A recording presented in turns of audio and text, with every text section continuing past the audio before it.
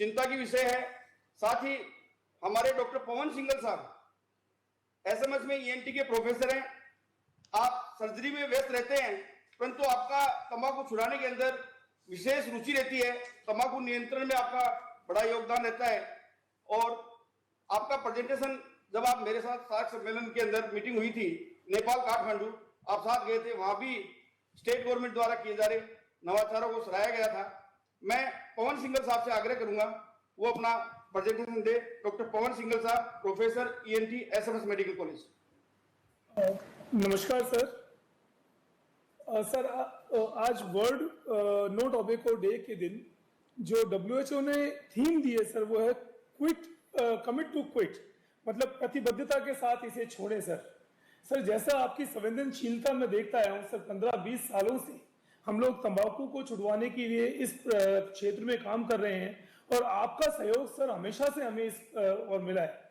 Next sir, हमें गर्व होता है कि हमारा एक राष्ट्रीय पशु है टाइगर, जिसकी पूरे वर्ल्ड में बात की जाती है। राष्ट्रीय पक्षी है मोर, राष्ट्रीय पुष्प है कमल, बट मुझे खेद है कि एक राष्ट्रीय मुख भी हमारी छवि को बिगाड़ रहा है पूरे विश्व में। नेक्स्ट सर, अगर आप कल्पना कीजिए कि रोज अगर 10 जंबो जेट क्रैश किए जाएं या 10 सुनामी हर साल आए तो उनके कारण जितनी मौतें होती है उससे कहीं अधिक मौतें तंबाकू से हर साल हम लोग झेलते हैं। नेक्स्ट, प्रतिवर्ष अगर आप परोक्ष या प्रत्यक्ष रूप से पूरे राज्य पूरे देश की बात करें तो 13.5 लाख लोग ऐसे हैं जो तंबाकू से कालग्रास का शिकार होते हैं। इनमें से 40% कैंसर के प्रकरण तंबाकू से संबंधित हैं और 90% मुंह के और एडनेक के कैंसर तंबाकू से होते हैं। यदि आप देखें कि धूम्रपान से मरने वालों की संख्या का आकलन अगर एड्स, आगजनी, सड़क दुर्घटना सबकी तुलना में करें तो ये sir most common preventable cause of death है पूरे वर्ल्ड में सर, जिनको बचाया जा सकता है। और प्रतिदिन लगभग 5500 बच्चे नई तंबाकू की लत का शिकार होते हैं, जबकि राजस्थान में 300 बच्चे रोज होते हैं। और कितनी दर्दनीय बात है सर कि पूरा एक पेड़ जो है उससे केवल 300 सिगरेट बनती है। आप कल्पना कर सकते हैं कि कितनी सारी सिगरेट का रोज का कंजम्पशन होता है, कितने पेड़ों को उसके लिए हवन किया जाता है। नेक्स्ट, टोबैको कंट्रोल पे मैं क्यों सर इतनी बात करता हूं हमेशा, क्योंकि यही एक अकेला कारण है सबसे ज्यादा मौतों का जिसको बचाया जा सकता है और किसी और कारण की तुलना में।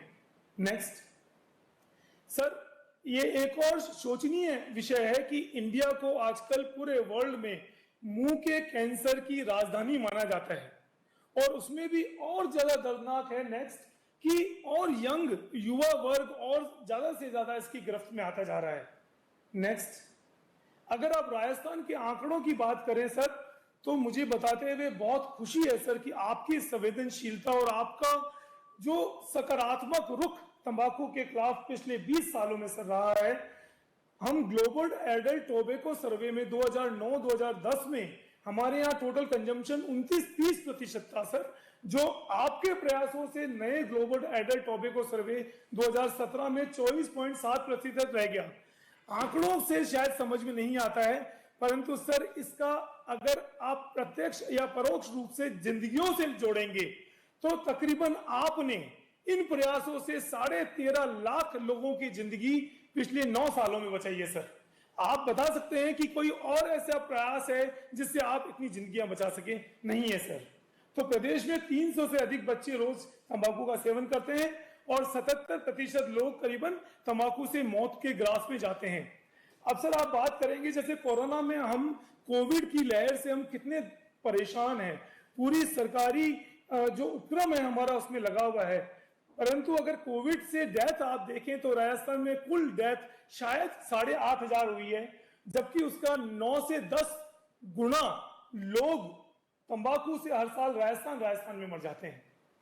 एक और पॉइंट सर हमेशा अपन बात करते रहे हैं कि राजस्व की प्राप्ति तंबाकू से अगर आप देखेंगे 2011 से 17 के आंकड़े तो राजस्व की प्राप्ति प्रति वर्ष हमें 500 करोड़ के तकरीबन होती है, परंतु इससे जनित रोग, इसके कारण होने वाली गंदगी, इसके कारण होने वाली सारी चीजों की इलाज और उसके उपक्रम में हम 1200 करोड़ रुपए साल के खर्च कर देते हैं सर, तो 700 करोड़ बल्कि हम नुकसान में जा रहे हैं। और आपकी उपलब्धियां सर मैं शायद गिनाना शुरू करूंगा तो शाम हो जाएगी, जितना आपने तंबाकू के खिलाफ और कैंसर के प्रति लोगों में जागरूकता करने के लिए किया है सर। आप ही के नेतृत्व में राजस्थान केवल ऐसा प्रदेश है पूरे देश में जिसने maximum value added tax tobacco पे बढ़ाया था 65% तक। आपका साथ में वीरेंद्र सिंह सर का इसमें बहुत सर योगदान रहा। सचित्र चेतावनी आई, टिफिन पैकेजिंग का नियम आया, कोटपा नियम आए, जे एक्ट आया, उन सब में सर आपने सकारात्मक रूप अपनाते हुए हमारा और हमारी संस्थाएं वॉइस ऑफ टोबैको विक्टिम और सुगम फाउंडेशन का बहुत सहयोग किया सर। और आपने बल्कि राजस्थान 5वां ऐसा राज्य था जहां जुवेनाइल जस्टिस एक्ट के अंतर्गत एक गिरफ्तारी भी सर हुई। और आप पिछली साल अगर आपको संवाद याद हो, राजीव स्वरूप सर, आप, प्राका सर और मेरी एक बात हुई थी कि कोरोना के दौरान तंबाकू पे सर की डॉक्टर साहब कैसा काम कर सकते हैं, तो आपने स्पीटिंग पे बैन लगा के उस पे 300 रुपए शुल्क भी लगाया था सर। मैं इसमें एक गुजारिश आपसे करूंगा सर, अगर एक सांकेतिक कारावास चाहे से एक ही दिन का किया जाए थूकने पर, तो सर ये लोगों में बहुत अच्छा मैसेज आएगा। तो ऐसे थूकने वाले लोगों पे बैन लगाएं, क्योंकि थूकना सीधा सीधा कोविड और दूसरी बीमारियों को का जनित है।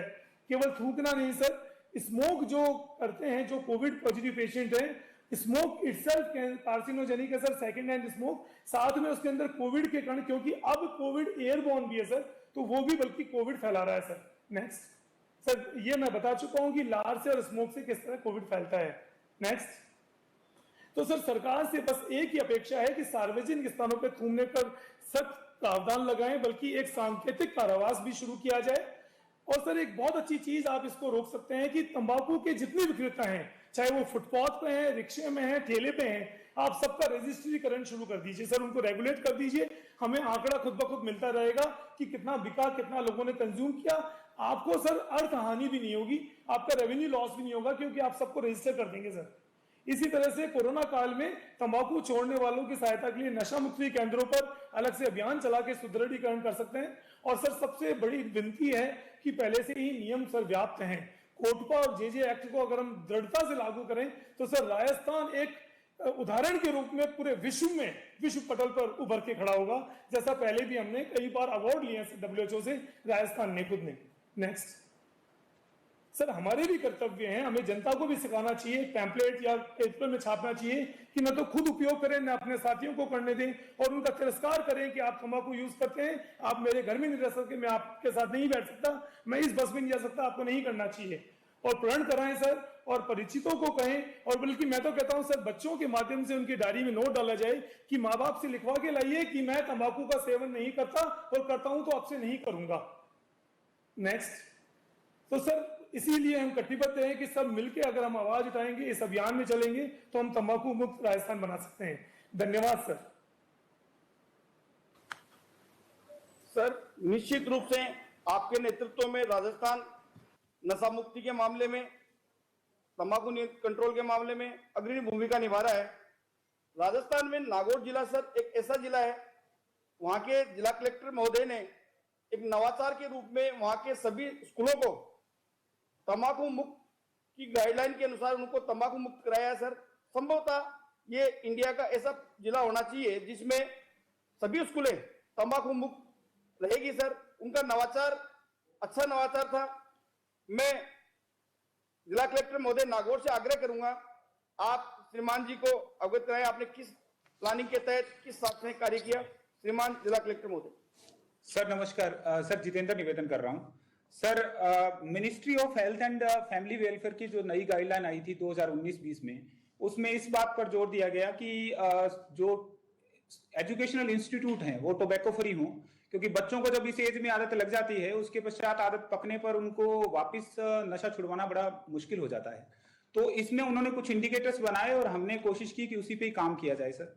नेक्स्ट, नागौर के अंदर एजुकेशनल इंस्टीट्यूट अगर प्राइवेट और सरकारी जो कुल हैं वो 4712 हैं, इनमें लगभग 6 लाख बच्चे पढ़ते हैं। हमने इन बच्चों में से भी विशेषकर ध्यान उन बच्चों पे दिया जो 9वीं 10वीं और 11वीं 12वीं पढ़ते हैं। इनका नंबर लगभग 3.5 लाख के करीब है। इन बच्चों के लिए एक सिलसिलेवार क्रमिक तरीके से इस पे काम किया। नेक्स्ट, ये कोटपा एक्ट के विभिन्न प्रावधान है सर, जो विशेषकर जो धारा 6 ब है वो शिक्षण संस्थाओं से जुड़ा हुआ है। नेक्स्ट, सर इसमें जैसा कि माननीय मुख्यमंत्री महोदय के द्वारा निरोगी राजस्थान की जो संकल्पना थी, उसमें भी तंबाकू मुक्त राजस्थान एक घटक है। तो इसी को ध्यान में रखते हुए हमने चिकित्सा विभाग और शिक्षा विभाग के समन्वय से टोबैको फ्री जो इंस्टीट्यूट है उसके लिए सितंबर 2020 में काम करना शुरू किया।